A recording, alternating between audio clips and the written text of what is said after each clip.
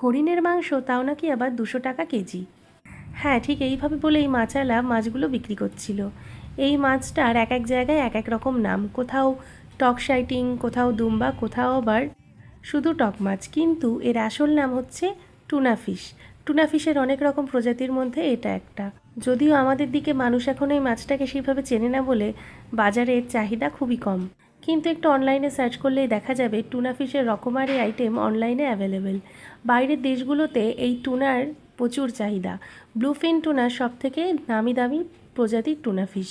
এই মাছটাকে কাঁচা অবস্থায় দেখলে মনে হয় মাছটা পচে গেছে, কিন্তু এটাই টুনার বিশেষত।